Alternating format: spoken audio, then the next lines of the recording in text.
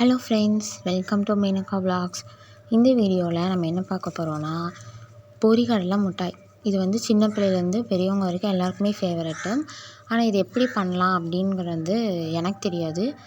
நான் வந்து சும்மா ட்ரை பண்ணேன் அண்ட் அதை தான் வந்து நான் வீடியோவாக போஸ்ட் பண்ணியிருக்கேன். உங்களுக்கு இது பிடிச்சிருக்கு அப்படின்னா நீங்கள் லைக் பண்ணிவிட்டு பாருங்கள். வாங்க வீடியோக்குள்ளே போகலாம். ஸோ இதுக்கு வந்து நான் 200 பொரிகடலை வந்து எடுத்திருந்தேன். ஸோ 200 சீனி எடுத்தேன். இந்த சீனியை வந்து எனக்கு பத்தலை, இனிப்பு வந்து பத்தலை. ஸோ அதனால் நான் எக்ஸ்ட்ராவாக ஆட் பண்ணிக்கிட்டேன். அண்ட் ஃப்ளேவருக்கு வந்து நான் 2-3 ஏலக்காய் வந்து ஆட் பண்ணிக்கிட்டேன். உங்களுக்கு பிடிக்கல அப்படின்னா நீங்கள் ஸ்கிப் பண்ணிடலாம்.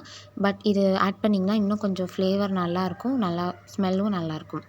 இப்போ வந்து நான் இதை வந்து ஃபைன் பவுடராக அரைச்சிடலாம் அப்படின்னு சொல்லிட்டு அரைச்சிட்டு வந்துட்டேன்.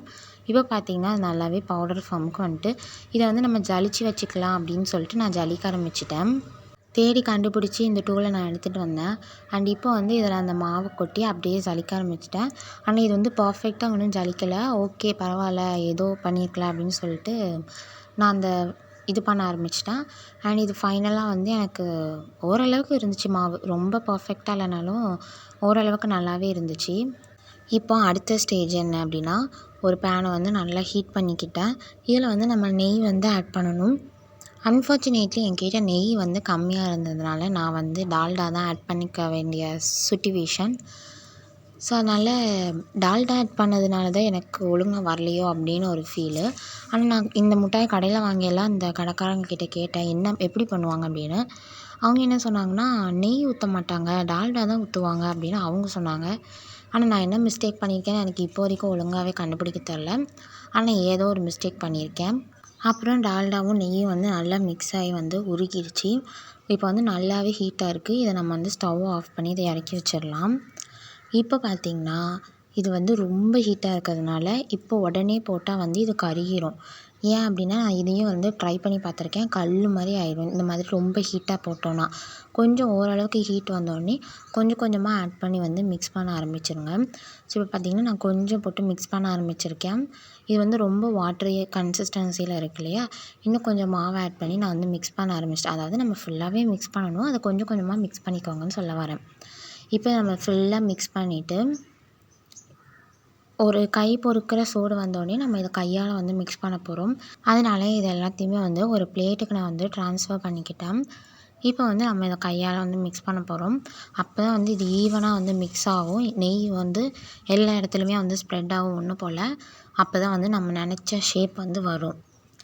இல்லைனா கூட நினச்ச டேஸ்ட் வந்து வரணும் இல்லையா, ஸோ அதனால் வந்து நல்லா மிக்ஸ் பண்ணிக்கிட்டேன். இப்போது இந்த மாதிரி ஒரு கிண்ணத்தில் வந்து நான் நெய் தடவிக்கிட்டேன். ஸோ அப்போ தான் வந்து நம்ம இதை வெளியில் எடுக்கையில் ஈஸியாக வரும் அப்படின்னு சொல்லிட்டு நெய் தடவிட்டேன். இப்போ அந்த மாவை நம்ம செஞ்சு வச்சுருக்கோம்ல, அதை எல்லாத்தையும் உள்ளே ஆட் பண்ணி நல்லா வந்து ஒரு ஸ்கொயர் ஷேப்பில் வெட்டுற மாதிரி வந்து பண்ணிக்கிட்டேன். ஸோ எல்லா மாவையும் கொஞ்சம் கொஞ்சமாக ஆட் பண்ணி நல்லா ஈவனாக வந்து ஸ்ப்ரெட் பண்ணி விட்டுக்கிட்டேன்.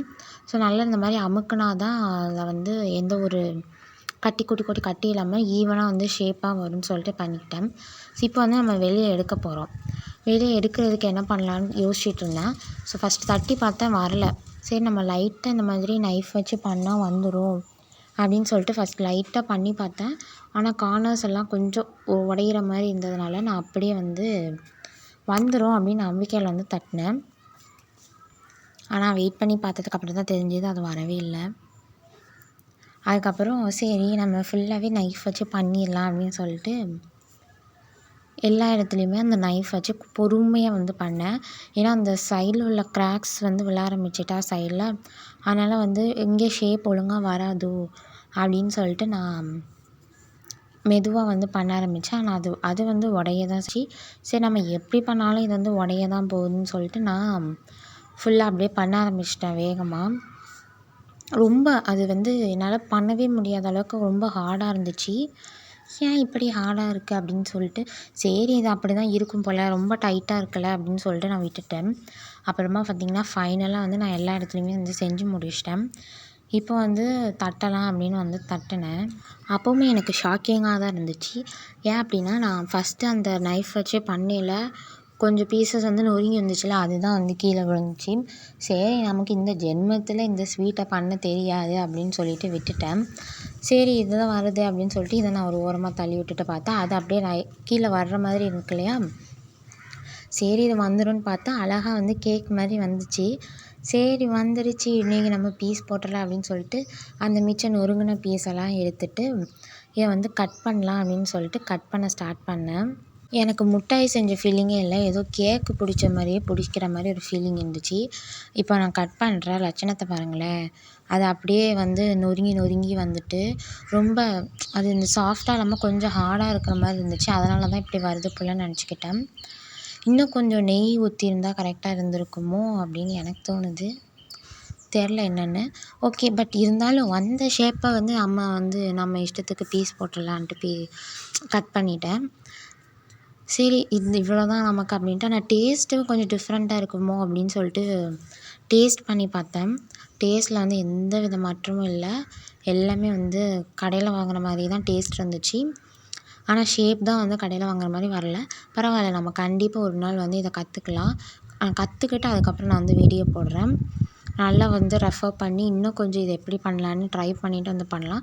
ஆனால் டேஸ்ட் வந்து எங்கள் வீட்டில் எல்லாருக்குமே பிடிச்சிருந்துச்சு. ஷேப் வந்து இல்லை, எல்லாருமே நான் அப்ரிஷியேட் பண்ணியிருந்தாங்க. இன்னும் போக போக நல்லா பண்ணலாம்.